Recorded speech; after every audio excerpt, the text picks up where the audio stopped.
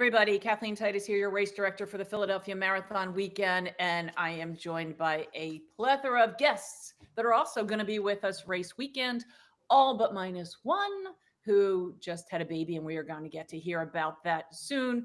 But I want to let everybody know we are just one weekend after this past weekend away from the Philadelphia Marathon weekend, which starts on Friday, November 21st, with our expo opening at 12 o'clock, going until 9 p.m. Then Saturday, we kick things off at 7 a.m. with the Philadelphia Dietz and Watson Half Marathon, 11 a.m., the Rothman Orthopedic 8K, followed by our expo opening until 5 p.m. And then Sunday, we have our AACR Philadelphia Marathon, followed by our children's run presented by Nemours Children's Health. So we have a great weekend coming up. The weather forecast looks really well, so I'm excited about that. It's been really warm here lately, so it's kind of crazy to think we're going into cooler temps, but it is November, so we should be having cooler temps. But my guests here today, I have Lauren Fleshman, none other than Lauren Fleshman. We have so many Olympians here. I can't believe it. Every single one of you all are Olympians, but we also have world-class author there in Lauren. Alafine Tuliamuk, who is back from 8 days of having the baby. Yes, beautiful ma'am. baby boy. So we're going to get to talk to Alafine, who won't be able to join us in person, but that's okay. She's going to be in spirit. She still has a bunch of tricks for you all. We have Dakota Poppin, who's here. She was on a couple of the other webinars, who will be running along with Lauren, and Jarrett Ward's going to follow it up with the male tribe there. So how are you guys doing? Really good. I mean, my updates aren't as exciting as Alafine's, that's for sure. Yeah, Alafine, we want to break in. We did have a mom's panel a couple weeks ago. You were still waiting to have the baby. So for those of you that tuned in wondering, was it the spicy food? Was it this? Was it that? You did go and have this baby. So tell us, how are you feeling? And thanks for joining us and being on here 8 days out. Yeah, so hi everyone. I am so excited to be here. It's probably the first conversation I'm having, with other people that is not my family or not my 8-day-old baby. So I'm feeling great. Yeah, Desmond Gannon was born like about 8 days ago, and it's been amazing. And no, it wasn't the spicy food. I just decided, you know what? I don't want to have to worry about two things, like the spicy food and then like contractions for baby. No. But I did do stuff like, I had like some raspberry tea. I had an acupuncture, the day before actually I went into labor, and I was scheduled to do an induction. And then my son decided, you know what, we're not doing that.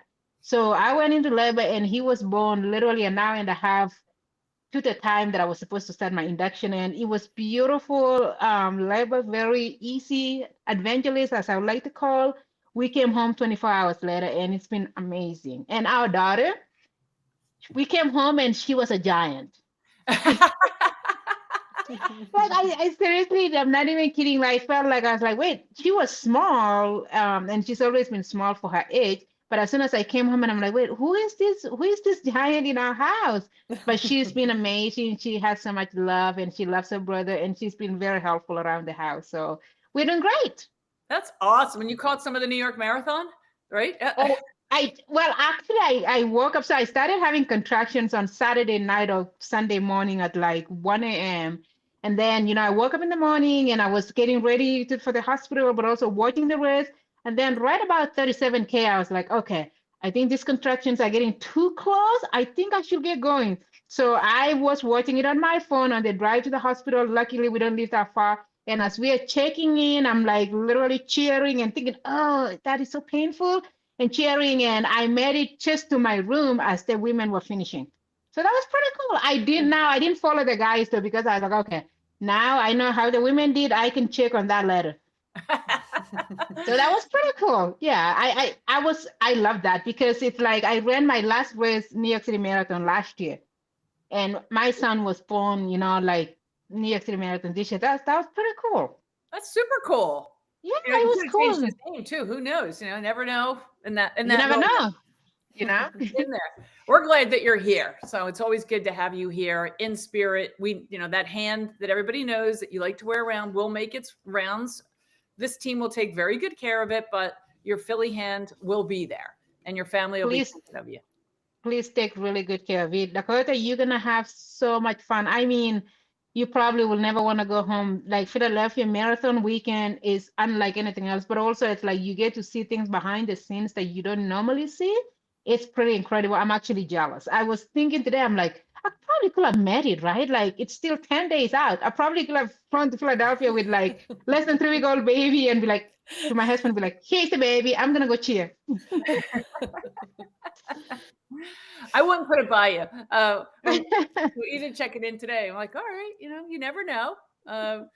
So that's good stuff. Dakota, I don't know what to tell you. You just have to come and experience it and, and report back to Alafine. Yes, I'm looking forward to it. I'm looking forward to learning what the big hand is. Also, that's new jargon for me. This big foam hand that's been around since I think Bart Yasso's maybe 2000 marathon. And she just holds it and high fives it. I don't know if Bart necessarily gave it to her, but she has it and it's her hand. And we Okay. been preserved for her. I would say Mark has, I would say Bart has dedicated it to Allie. Yeah, you're probably right. So Dakota, how have you been doing? Doing good. Yeah. It's beginning to be winter here in Minnesota. Got our first snowfall yesterday, so kind of bracing for that. Not quite ready for the 10-degree weather yet, but it's ready for us. We'll get you back here and we'll keep it warm for you. Yeah, keep the oven on over there. That's it. We're gonna keep it on. Keep it on.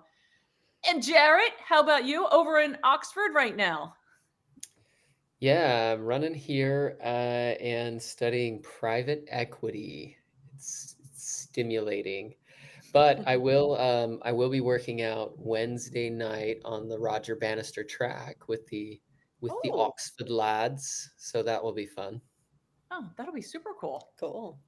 Yeah, it's Are a cool you priming track. up? Is there anything different? Anything you're in training mode? You're going to be racing on Saturday for the half marathon. And anything different? Some tips there. Where are you in your journey that we can kind of, share with the world? Oh man, where am I? I think Lauren is always so good at talking about this, the idea of just staying open-minded and being open to the idea of, things, to really surprising results even. And when I came back from living in Oxford for a year this last August, I really was calling myself a sun-setting athlete. And I'd probably been training at 30 or 40% while I was over here in Oxford, and sometimes even a little less, but running with the guys and competing. And I got back in Utah and thought, I want to spend some time with these people that I love. And the group grew while I was gone. And so I jumped back in with Ed and his crew. And just week over week, I felt like I kept running better than I deserved to be running. And it's been kind of fun. And so I've been pleasantly surprised with just, really just a number of weeks of training. And I'm excited to see where I'm at in Philly. It's exciting. Awesome. Dakota, have you thought about how you're going to run Philly? We know for fun. So that just to take that expectation off of everybody else. Yeah, I on Tuesday of last week, so coming up on a week, strained my hamstring. So I am actually kind of sidelined currently, hoping I can just go 13 miles on when I get out to Philly for sure right now. So no worries. Nobody has to worry about me turning on my competitive switch. I'm definitely going to be hampered down a little bit. We'll be looking for you for some conversations. Yeah, I'll be going the fun pace, like the party pace. There you go. Lauren, you're doing the big pack of those 9 minutes and 2 hours marathon. That's right. I've been putting in more consistent days. Training for me right now looks like 6 to 8 mile runs, more like 3 or 4 days a week, as opposed to 4 to 6 mile runs. And I'm feeling pretty strong. So, and I've gotten out for a few longer bike rides. So I feel like I'm right on track. And now I'm just I'm going to start that weather stalking in a few days, which is my favorite pre-race tradition. Just put one little piece of me in Philly for like 2 weeks or 10 days out, as long as it'll let me see the weather and just imagine myself there. But I'm going to probably do what you're not supposed to do, which is get myself a new pair of shoes a week before because mine are really, really thrashed, and I don't want to be on my feet for 2 hours in my thrashed shoes. So that's one thing on my list is getting a new but familiar kind of shoe, but a new set, so I can handle the concrete for a little bit better on my legs. Oh boy, we're gonna report back on that. It'll be just fine.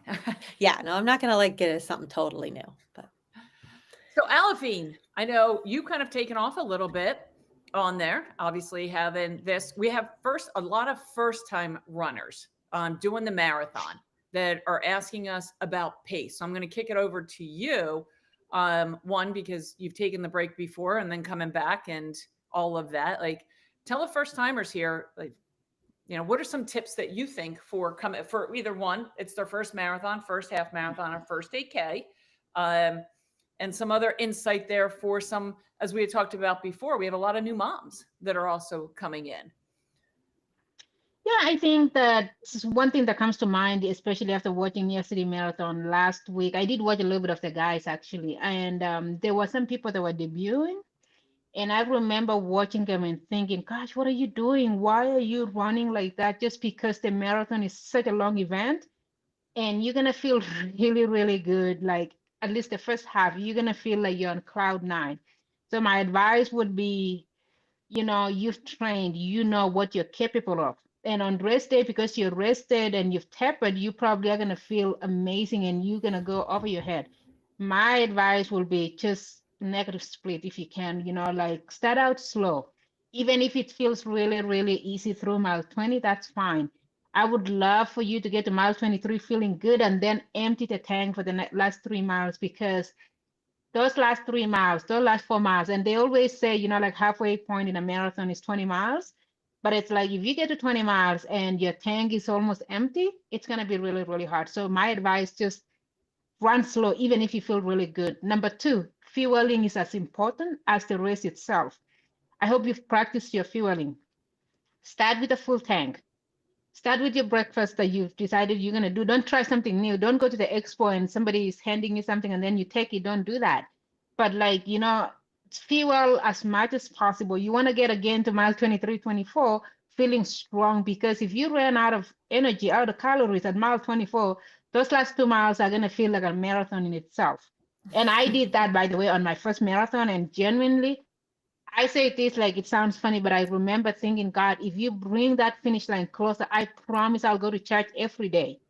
Because I bombed at like mile 23 and a half, and I saw stars.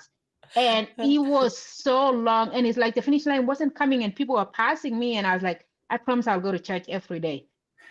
I didn't go to church every day, but I did make it to the finish line. And so it's like, I don't want you to do what I did. And I did not fuel properly, And so like, I think that even if your legs are trashed, if you still have the energy, you can make it, you could even work it in a little bit. But if you run out of energy, I've seen people, like literally crawl to the finish, through the finish line. And you know what? It doesn't matter. It's your first marathon. You're going to get a PR no matter what, And so it's like, have fun out there. The marathon is such a fun event when you execute it properly. But don't get carried away by another person or like that. And also, I think the weather is important, right? Like if it does end up being hot, like Kathleen said, it looks like it's warm right now, then that means you do have to hydrate even more, And so like right now you're tapering, I think continue to hone in on that hydration, because you can't really do much more in terms of training, but I think you can continue to practice your hydration. You can continue to practice on your breakfast before your runs. And otherwise, good luck. I think it's going to be fun one way or the other. It's been really warm here. So if you've been in the Northeast, we've been in the 70s. So it's going to be interesting for us if race weekend we're in the 50s, which we're looking at like 55, 60. If we do have that, it's cooler, but most people should be keeping that hydration, because yesterday and the day before we were in the 70s. So it's kind of strange that we haven't gone to sweater weather yet. And it could change again. It could literally, like 3 days before the race, you could see a winter storm coming. I hope that's not actually what's going to happen. Dakota, don't bring what you have, in the Midwest. We don't need that right now, okay? But 50s will be great.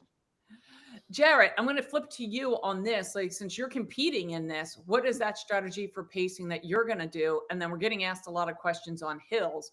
which then I'll kind of go to Dakota and Lauren for some more insight. But what's your strategy right now with pacing and then conquering, taking on some of the hills that we have, which there aren't many?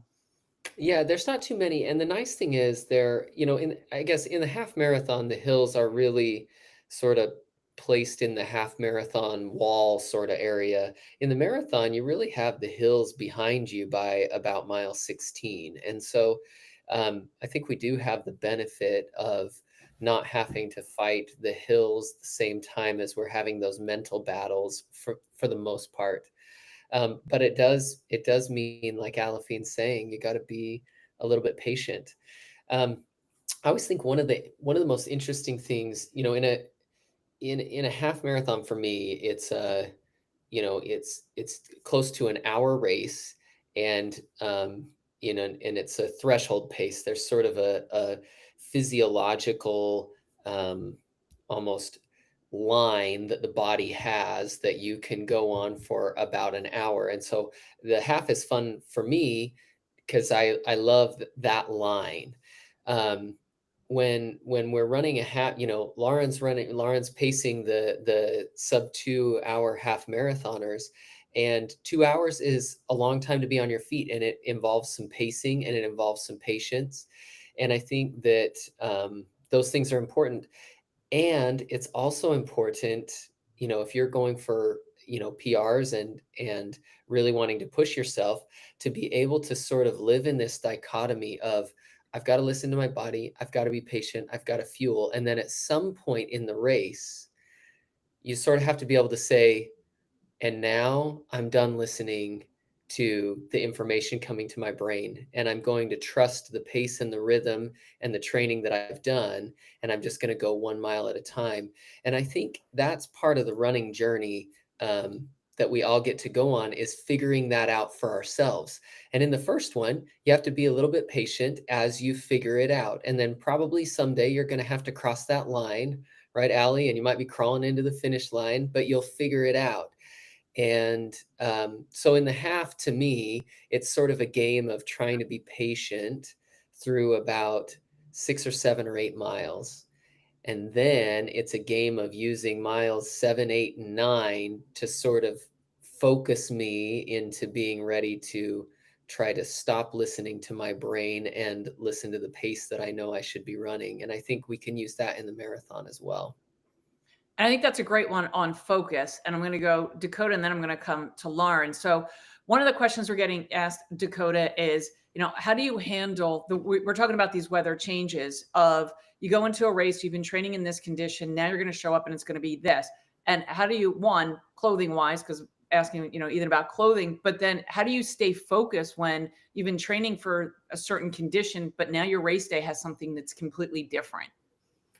Yeah, I mean, obviously, like the clothing side depends on which way the weather goes. Like if it's super cold, being mindful of especially keeping your head warm, not wanting to deal with any sort of hypothermia. But if it's warm, then you have a whole different project of, like Alaphine said, staying hydrated and making sure that you're staying cool. But mentally, I think there are just some things that you can't control. And as runners, I feel like we hold really tightly to the things that we can control, but we struggle to let go of the things that we can't. And maybe if the weather shifts in a way that you're less prepared for, you can always turn it into a PR for fun type of day instead of a PR on time type of day.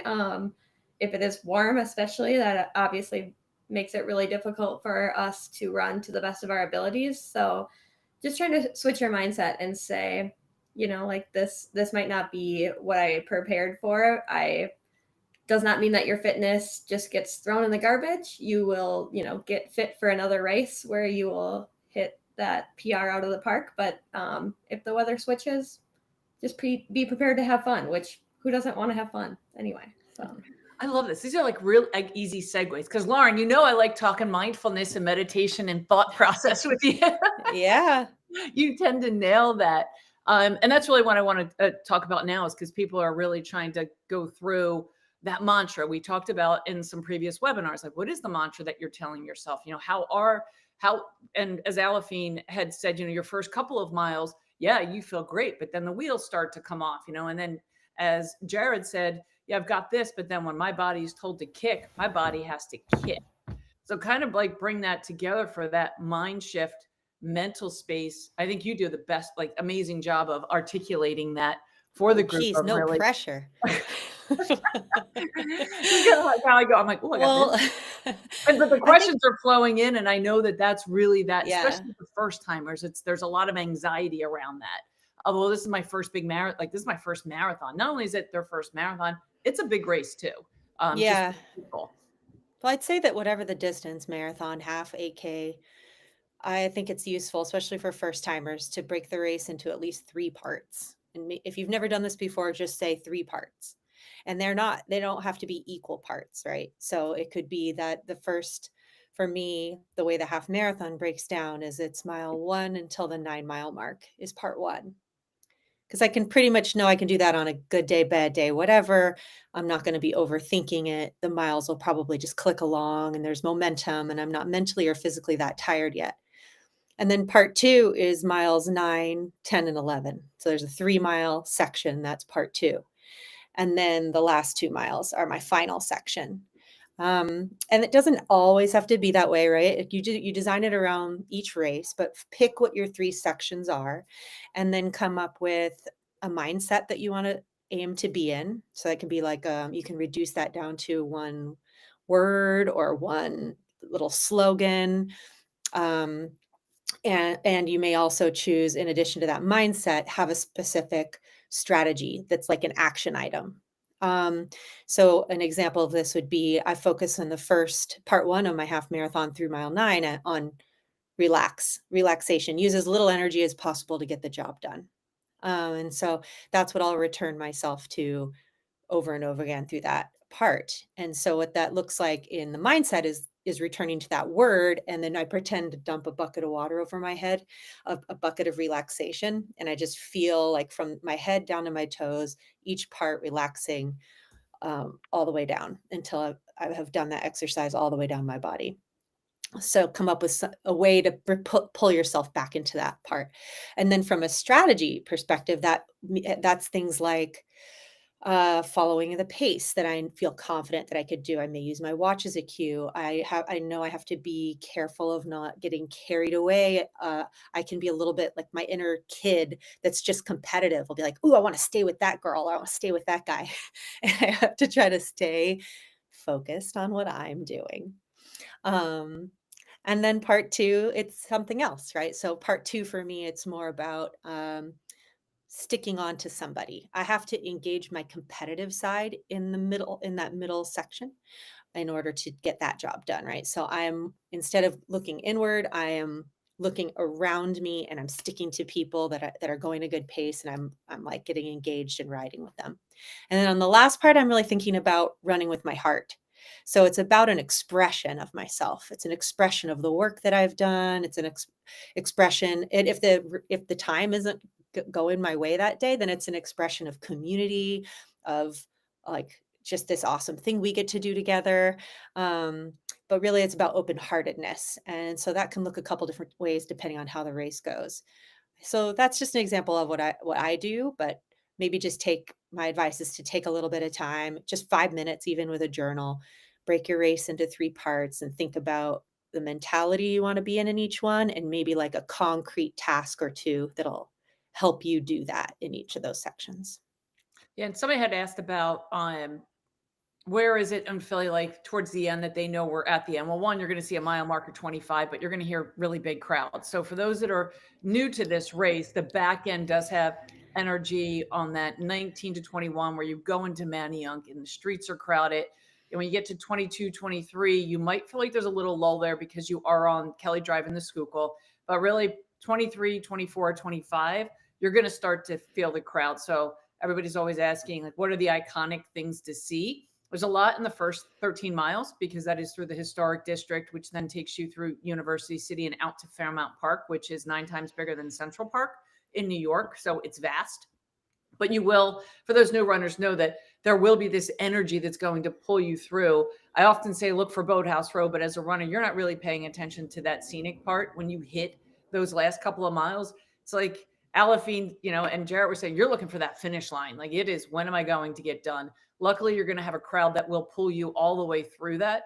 And you'll see the mile markers that are out there to know, but you're going to feel that energy that you don't have to worry about. What am I looking for to know I'm close? Besides that mile marker, the energy for Philly and even for the half marathon runners that have done this, it's pretty high and intense that you'll get to have that all the way to the finish line. The next one we're getting, and I'll go back over to you, Alafine. One, you have that mindset, but let's talk food and nutrition. I think some people are asking right now, like, okay, the weather here, it has been warmer. We're going into colder. And what happens when they don't feel like, fueling? I tell everybody, fuel the same. You're still got to put yourself out there for 2 hours. Let's talk a little bit about that fueling portion of it and the hydration portion and how critical it is for the runners to take that in, even if it feels cold, because you're still going to get dehydrated. So I'm going to give you some tips on fueling. Yeah, let's go back to I think what Dakota was talking about, or like even the mindset. I think like I go back to like a week and a half ago. I remember calling a friend of mine saying, I feel like I'm about to run a big race, right? Like I was getting ready to go have my baby, and it was like I got to the point where I'm like, I surrender, right? Like I have done everything that I was supposed to do, and my body is going to take care of everything else. And I feel the same way when I go into a big marathon or race that matters to me. It's like I did everything that I was supposed to do. I may have had setbacks, but the work is done. I just need to show up and not panic and see what my body can do on that day. In terms of fueling, especially if it does end up being warm, what I have done in the past is with my electrolyte mix, I always add a little bit of salt, just because when it's warm, you sweat a lot and you tend to use a lot of sodium, lose a lot of sodium chloride. And I know that a few years ago in New York City, I bonked so bad and I cramped really, really bad. And once I was done, I was told that, it was the salt. It wasn't even the calories that I was losing, but it was the salt. And so since then, every marathon that is warm, I usually add a little bit of salt to my my drink that I do every 5K. So I will definitely encourage that, because there's nothing worse than cramping at mile 23, at mile 24. It's the worst. It's worse than childbirth, actually. Not that guys will know. Anyway, but when it's cold, on the other hand, though, I would still insist that yes, you still need to fuel, because you're still using energy, and I think you might even burn more energy to keep warm. So you definitely want to make sure that if you're doing gels, continue to do those. And hydration, you still have to do those, but I think that you probably could get away with hydrating less, like drinking less than you would during the hot weather, but you have to make sure you still have the fuel on, right? And I was just thinking about this, when we talk about breakfast, right? Like the morning of the race, you have to make sure that your breakfast, because for us elites, we get taken to the start line. For the most, all other runners, you have to wait. Sometimes you have to wait for 3 hours, and so it's like you can eat a breakfast at the hotel, but also carry snacks, carry stuff that you can eat, maybe say an hour or 45 minutes before the race, so that you're fueled enough. Because if you ate your breakfast at 4 a.m. and your race doesn't start until 11, you'll be completely depleted by then. So I would say that carry some snacks with you, and also along the coast. And yes, going back to what Dakota said in terms of dressing, I always insist that if it's cold, make sure you have gloves and hand warmers, and don't ditch them until you can make it to the finish line. That's a I'm gonna good say point. something Yeah, about the nutrition and fueling. There's been races where I was worried about not eating enough, and I ate like kind of frequent meals leading up to my race, and that worked out fine. And there were times where I ended up getting some cramping in the first couple miles. And I would say if that happens to you, what's worked for me is just to walk for 15, 20 seconds. Because it can be really panic inducing to be like, oh my gosh, I have so far to go and I already have a cramp. And continuing to run through it, if that's not, using your breathing is not taking care of it, it might just go away with a little walk. And just trust me on that. Be willing to walk early in the race for that reason. Yeah, and I think a lot of people go out too fast and you don't realize it. When you go out with that wave, you could be a 9:30, no matter what. When that race goes off, most of you are probably doing a 7:30, and you don't even realize it. And a lot of it is true. just getting your anxiety down and being like, whoa, this isn't my pace. Or you get excited that, wow, I'm doing this pace, I can sustain it. And then the next thing you know, like Alafine would say, do the negative splits. But I noticed a lot of people when they're cramping, they just didn't even realize how fast they're going out, because the race starts and you're stuck in this momentum and the energy, and everybody's taking off. And you're like, next thing you know, you look at your first mile split and you're like, wait, I'm supposed to be doing 9:15s and I'm doing Yeah. 7:45s. It's really hard to keep track, because also GPS watches aren't usually very accurate in the early stages. And then another thing that people forget to do is breathe, because when you're in a crowded starting line, and once you're going and you're going a little bit faster than you're supposed to anyway, and you're breathing more shallowly because there's people all around you. So I would say do what you can to make sure you're getting those full like belly breaths and that first mile, when you're getting used to the fact that there's people all around you, because most of us don't train like that, right? So there's this little bit of an adjustment where you can feel like a bit tense, and that you can like remind yourself to relax your body in that first mile, and it will help you a lot.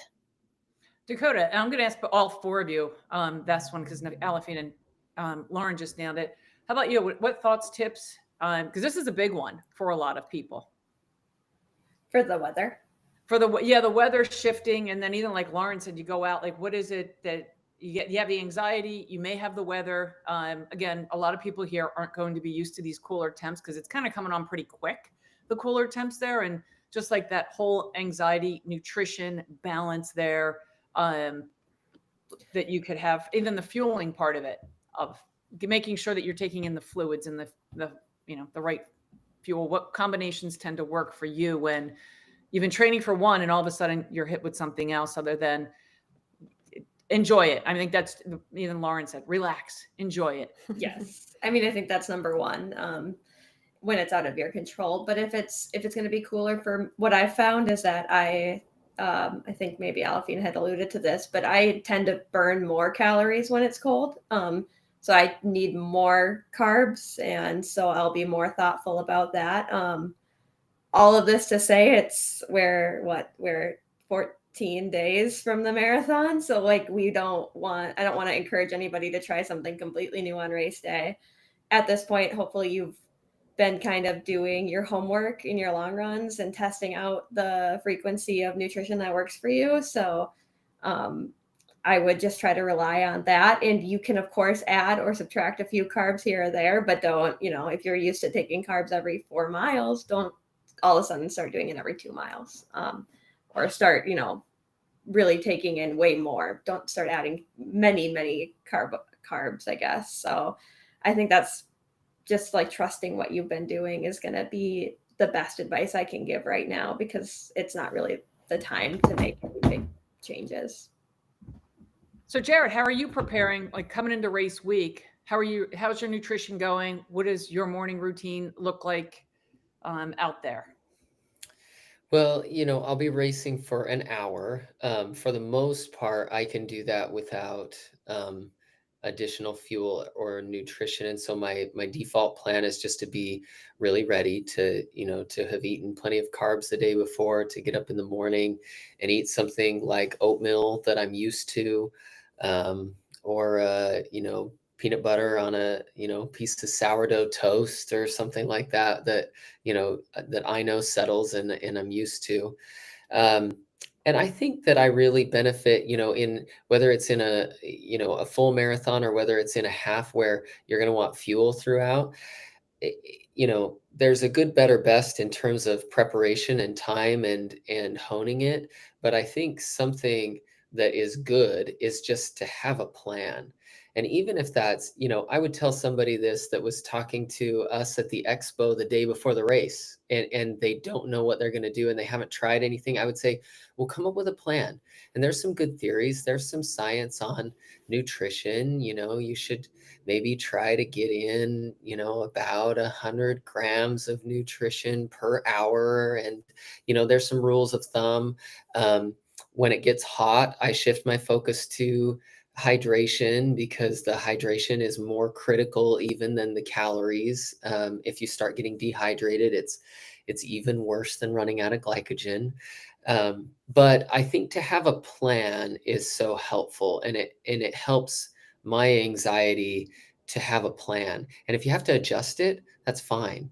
You know, if your stomach's feeling upset as you're running, well, then it, you know, take a little less fuel. You don't have to stick to the plan of, you know, all of these gels. If your stomach's upset, adjust to it.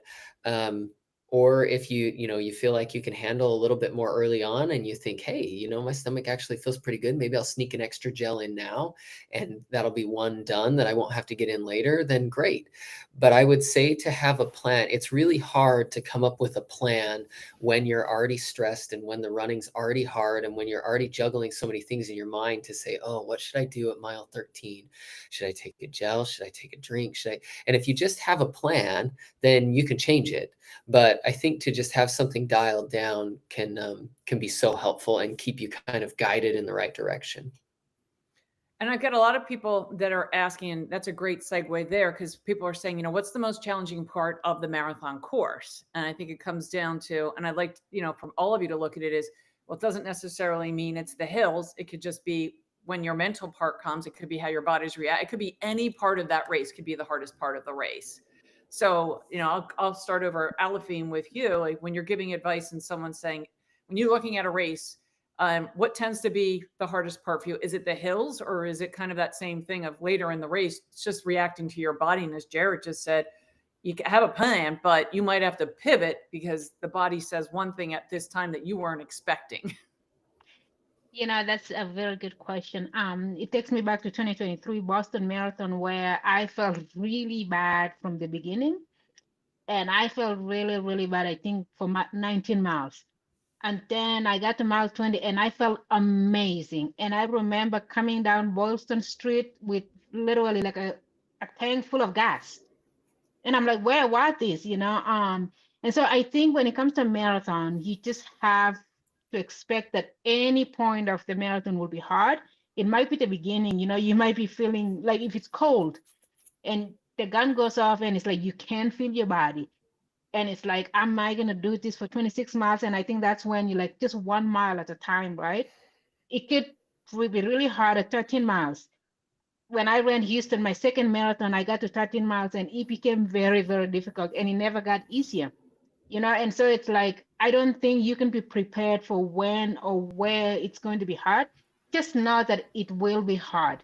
And if you don't actually feel it, great, because like some of my best races have been the ones that I did not feel bad at all. And then some of the ones that I had to struggle, you know, some of them came at the beginning, some of them came at the end.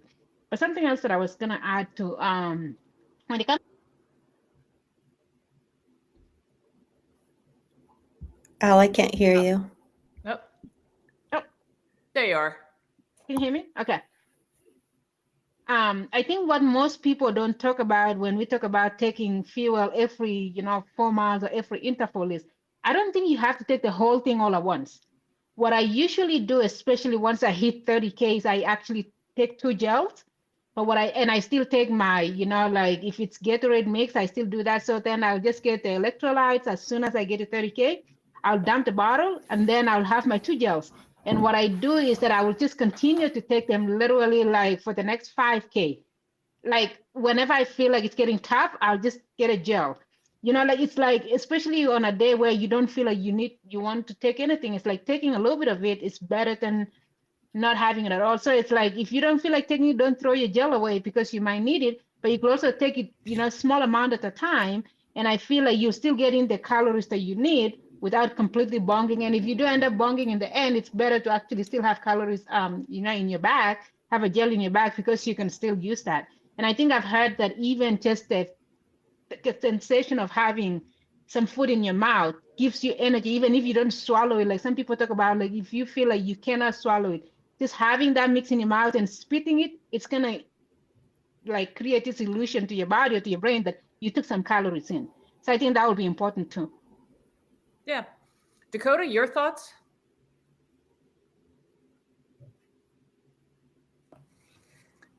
Oh, there we go. Yeah, I mean, I think it's important to just echo what Alafine said, that it is going to be hard, no matter if you're doing the 8K, the half, the marathon. If you're trying to like push your body to a new level, it's going to get hard at some point, and expecting that pain is what I think is the most important. That's what you prepared for the last 3-4 months, was to push past your body telling you no, essentially. So just being prepared for that, because no marathon is the same.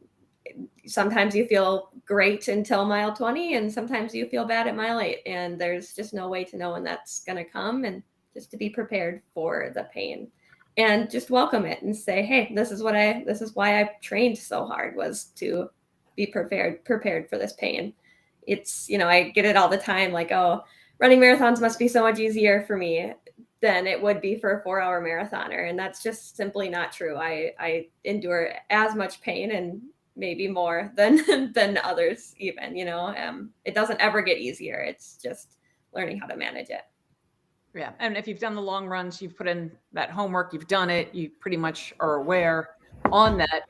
And talking with that, let's talk about injuries, because I know a lot of people are like, hey, I'm feeling this, I'm feeling that. And I'll go over to Jarrett and Lauren on this one to start off. But the difference between really being injured and like the aches and pains, and again, we've talked about this in other ones, but so many new people are tuning in today, asking about that. Hey, I feel like I strained something or I pulled something. Obviously, there's a time you got to go medical, but talk a little bit about there of when you think you're injured, or even as Dakota was saying, like there's pain on that course, like when to know, like, you know what, this is a mental, I got to push through this. This is normal. And then when, hey, you know what, maybe it's not so normal. Who'd like to go first? Go ahead, Jared. Yeah, I can go first, and then Lauren can give a better answer. Yeah, right. I was hoping you'd go first, Jared. Well, I think, the funny thing is that I don't know that these two questions are, I think there's some relation. And I think when, the hardest part in the race is when my mind says, oh no, I don't know if I can do this. And the toughest thing about injury is thinking, oh no, this wasn't part of the plan, or I didn't see this coming and I don't know what's going to happen. And anxiety is that moment that our brain jumps into the future. My shin hurts. Oh no, am I going to be able to run this race that I've worked so hard for, that I've been training for, and I want this so badly, and I don't know what's going to happen. And we start to sort of spiral in the future. And I think the first thing we have to do is get our mind back to the present. And sometimes that's tough. But to take a deep breath and say, okay, where am I at right now?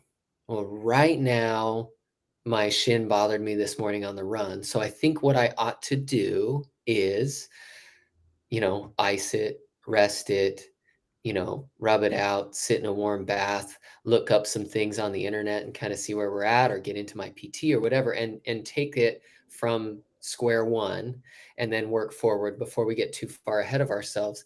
And I think most of the time we can give ourselves pretty good advice, but not until we can get out of that anxiety space. And so I think that the key to any type of injury, Kathleen, whether it's, whether you just broke your leg and you're heartbroken because you know the result, or whether it's something little and you don't know what's going to happen, or something flares up in the race, I think the first step is, let me get back to the present and decide what I can do right now. And then we'll trust that in 5 minutes, I'll be able to do the same thing. And we'll just take this one chunk at a time. I think that's Lauren? really good advice.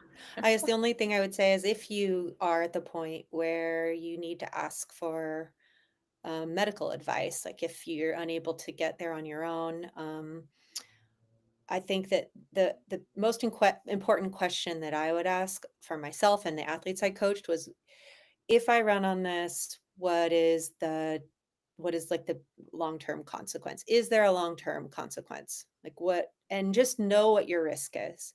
Because if it's then you'll have to make your own calculation as to whether it's worth it or not. And a lot of things you can run through. I'd say probably most things you can run through. But if it's one of those things that has a high likelihood of costing you 2 to 6 months of your running afterwards, I personally don't place bets like that unless it was like the Olympic trials or something. And even not always then. So, it just if you, it's too late for most people to have a PT or a chiropractor or a massage therapist or someone that they really trust. If you don't have that person now, don't worry about it now. Take this advice for the future. Yeah. I think if running is something you're going to be doing consistently and races are something you'll be doing consistently, it's nice to have someone in your phone book that you can reach out to when these things come up, that will be willing to give you some of that advice and just be a second opinion besides your own. That can ease a lot of anxiety too. Yeah, and I say at this point, if you need to take a day or two off, then take a day or two off. Oh Like, you've gosh, done yes. everything, and I think a lot of people, you start to like, your body's tired too. Like, it's been training for this. Hopefully, you train smart, but you can do Mhm. anything. You can pull a muscle doing this or that. You never know. Everyone's got lives around here that something could happen. Take a couple days off, like you said. Try to go get it Mhm. massaged out if it feels like it's muscular. But it doesn't hurt to take some days off or just to try to Yeah. reduce it, because you did put most of that, work in. And now it's just time to say, okay, I'm going into the taper phase of this. It's okay. I'm going to And get what you're Katie, I think saying, KT, that's is so really good. like always, there's that always, we take it for granted when you've been in the sport a long time, but when people are new to the sport and new to racing, it's normal and natural to think that your training is still really important in the week or two before the race. I think it's actually the natural inclination to think that that's the most important training, right? As you get closer to the race. That is not what physiology says. The research is the exact opposite. But for anyone here that's new, just like not taking for granted that if you don't know that, now you know that these last couple weeks you're not going to get any fitter, and if you need to take a couple days off to heal something, it will not negatively impact your race. And you can actually do a lot more to bury yourself in the last couple weeks before a race than you can to improve the situation. So let's talk about that. What does your all loads look like? We're a few weeks out from the race on different areas. Like, let's talk for the first time, because you do have a lot of people who almost feel guilty. Like, wait, I'm not supposed to run 3 days before. Wait, I can't even fathom that. I've been running 16, 18 weeks. Dakota, I'll drop down to you and then I'll go up to Alphine and over to Jared on this. But let's talk about that mindset between now and then. And what if you need to take some time off, or just in general, what is your rest and recovery leading up to a race day? Yeah, before Chicago this last year, I in the last 9 days picked up a little shin injury, and I was trying to think, like maybe 3 or 4 days off in the last 9 days, and it all worked out. And I showed up to the race day feeling pretty good, and that injury wasn't bothering me, and I didn't feel any worse for taking that time off. I can sympathize with how it does make you feel mentally, because you are in that moment where you want to like control everything and you want everything to go perfectly, but it's really okay if it doesn't in the last 10 days. I think that's very hard to come to grips with, though, and I can totally sympathize. But just finding a way to spend that energy in a different way. I buy coloring books. It's just something to keep your head and your hands busy. But yeah, just in general, my tapering is hard even when I am healthy. So just know that that's kind of like normal to feel like antsy and like you want to do more. But trying to find ways to use that energy while sitting on the couch is much better. Jared, what does that look for you? 10 days out. What's the normal, schedule kind of? Yeah, it's rest and recovery. And I think there's something very much to trying to keep your mind engaged and keep your mind occupied. Physically, what you need to be race ready is rest. And mentally, what you need to be race ready is sharp. Both of those things are helped by different things, right? When you train like Connor Mantz and you go into the well, you train your mind and your mind gets really, really strong. But then if that's your mentality and if that's what you do, what your body needs is rest. And so you try to rest and you try to take days off in ways that you can still keep your mind engaged. And I think, to me, I think, okay, how am I helping myself get ready for the race?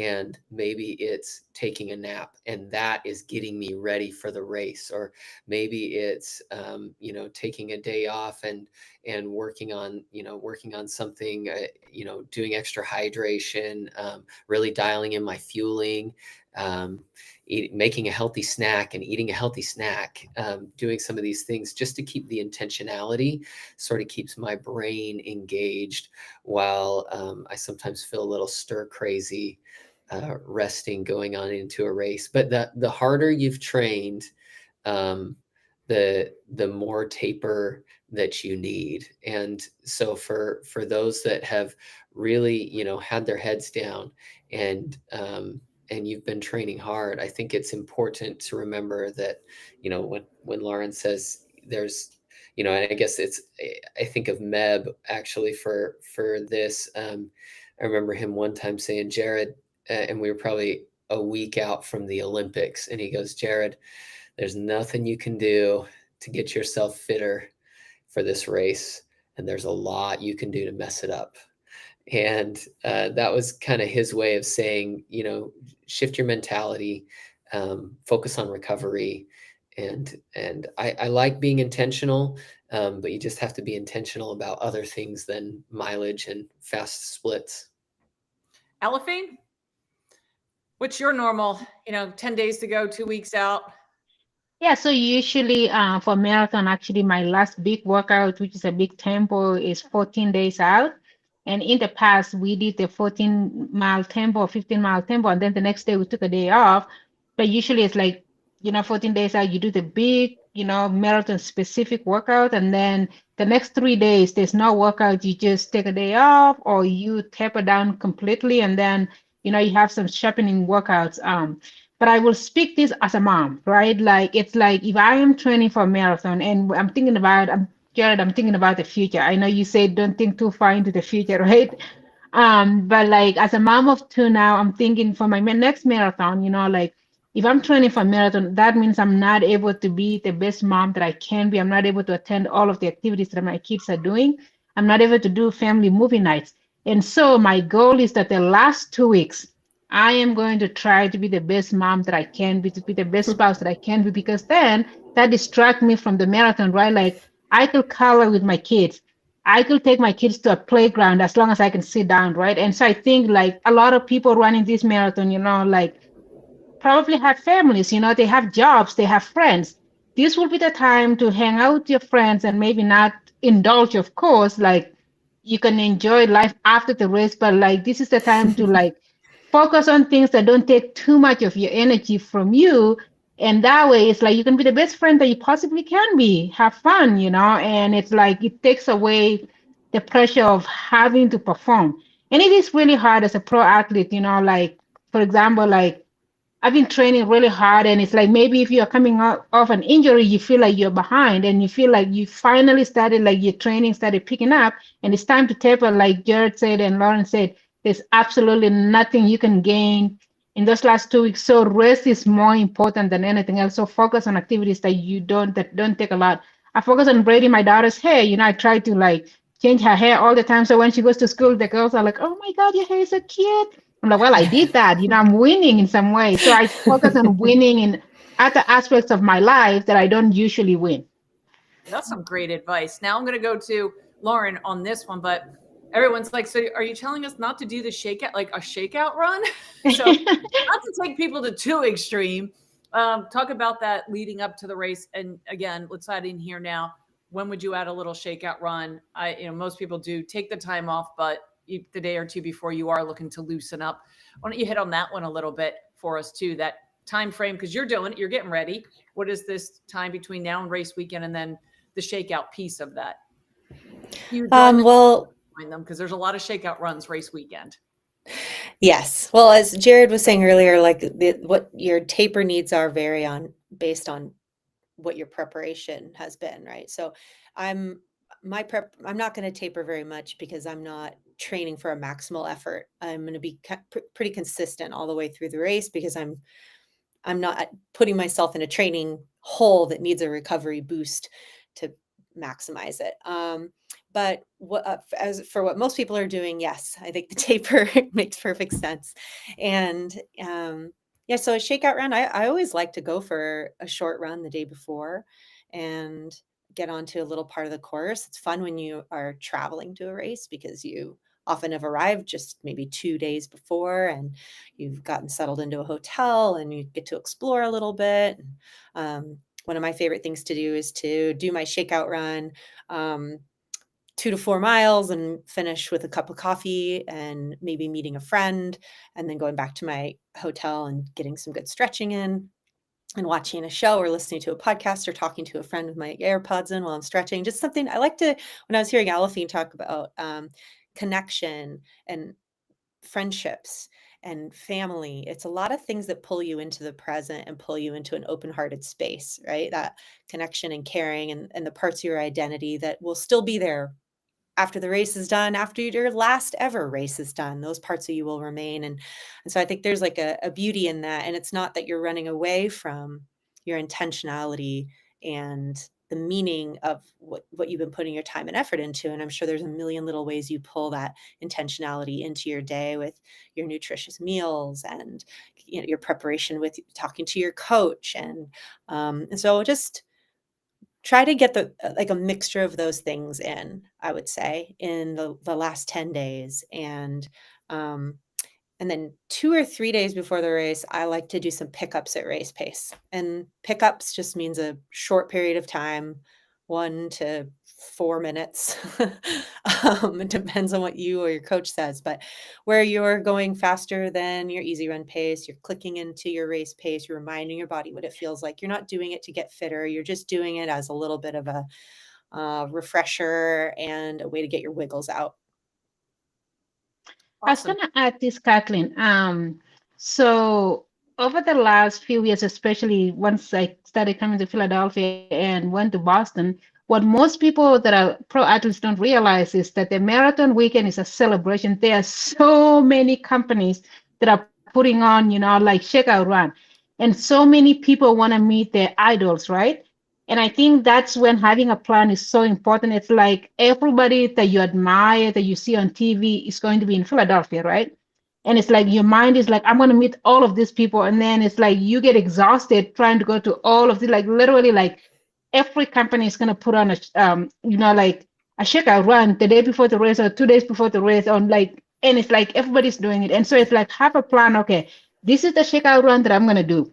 The rest I'm going to have to save for next year, because you cannot do all of it and still go to your race and perform at the best of your abilities. I don't think you could do. It's exhausting, because navigating through that traffic is a lot. And so it's like, have a plan. Pick and choose what you can do and cannot do. You can always go back next year and do more. I Yeah, would just that's want to great. put a shout out for anybody listening to just plan ahead when you come to the expo for a time when all of us are going to be doing a panel, because that way you can pick up your stuff and you can meet all of us and hear from us on all in one shot. And sit Yeah. down. And sit down. Yes. Yeah. I am going to talk about that in one moment there, because we're getting close to the wrap up of this. Any advice, Jared? You've been here. Race weekend. It is busy. Alafine, you touched on that. Like, it is a busy. There is so much to see and do. It's not only a big city. It's an easy city, though. It's super walkable and it's compact, and a lot of hotels are right around there. But what tips do you have? Like, it's Philly.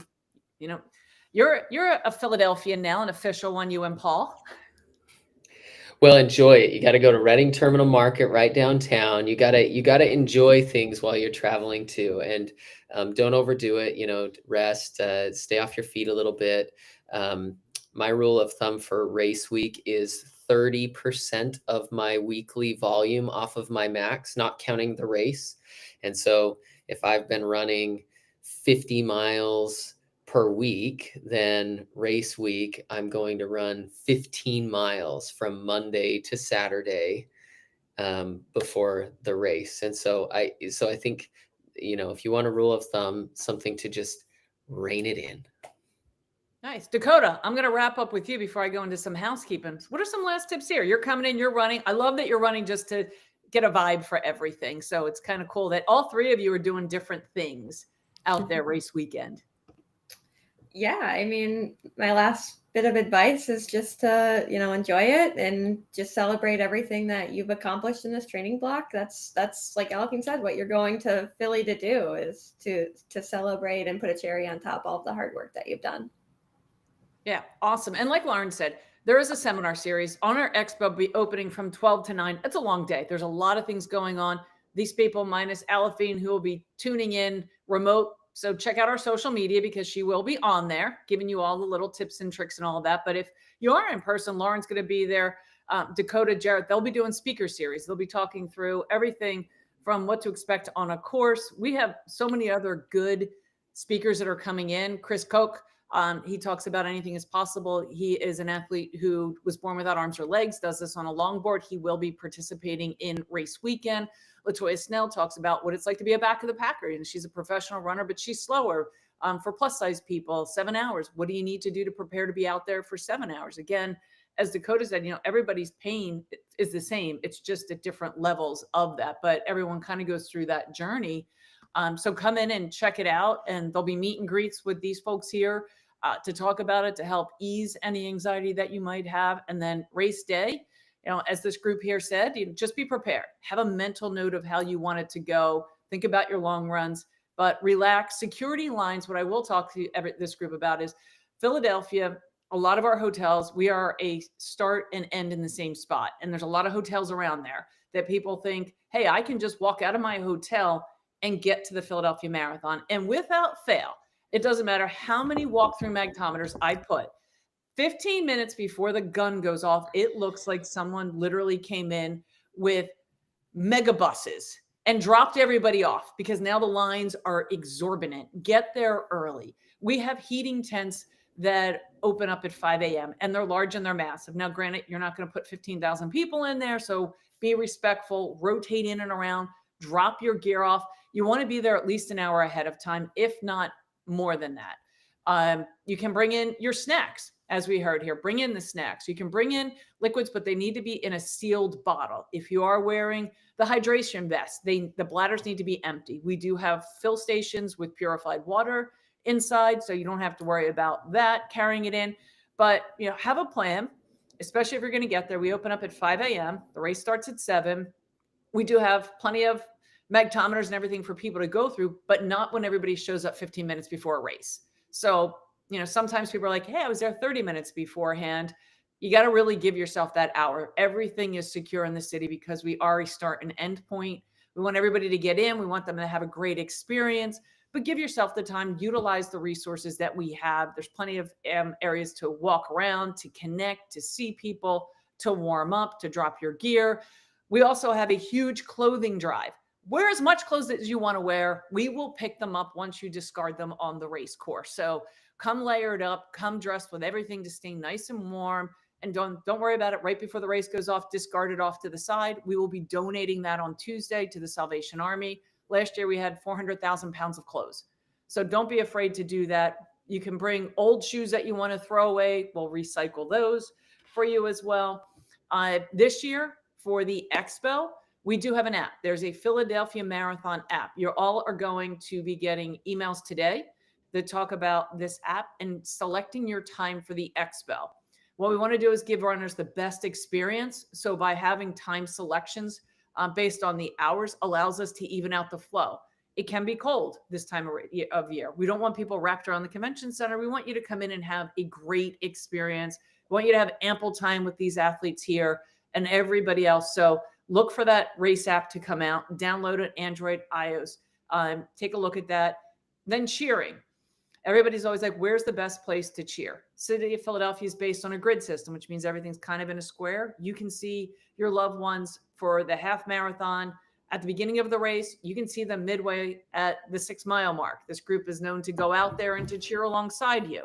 You can then see them again at the finish line. So on that app, you'll be able to, 1, track your runners, and 2, you can put cheers in for your runners too. So know if they're wearing AirPods and you put in a cheer for them while they're out there running, and you have their name and their bib number, you can select where you want a cheer zone to happen, pop up. They can have a loved one pop in. So maybe they see you physically at a couple of mile markers, but then you hear them audibly at some other ones where they might not be able to get to you as quickly. Marathon day, same thing. But the cheer cheering crowds near the finish line are massive and big, which I love because as a runner, there's nothing like coming down those last 4 or 5 miles and you want that energy's crowd. I also say to people, they'll say, what is it about loved ones? What do I do? Especially newbies, hug them, high five them. Just be mindful. Don't stop abruptly because there's probably somebody behind you. Pull over to the side, but there's no harm in giving a loved one a hello, a high five, acknowledge them. I could say I've had some regrets where I ran really quickly by one of my loved ones. I'm like, why didn't I high five them or hug them? Those couple of seconds would not have been any different than me if I was going forward. So take advantage of those securities, those checkpoints, those cheer zones, and look at the race app to find everything. We no longer have a digital race guide. Everything is in that app. So take a look at that and any last minute pointers, tips, but we're in the home stretch group. I think it's all have fun. You've done the work. We can't wait to see you all in 2 short weeks. We're going to be out there with you. Until then, rest, recover, prepare, celebrate. You did an amazing thing going this stretch to get here. We want to see you towing that start line, the largest number ever for the Philadelphia Marathon weekend, towing that start line. So that's also super excited. And until then, thank you all.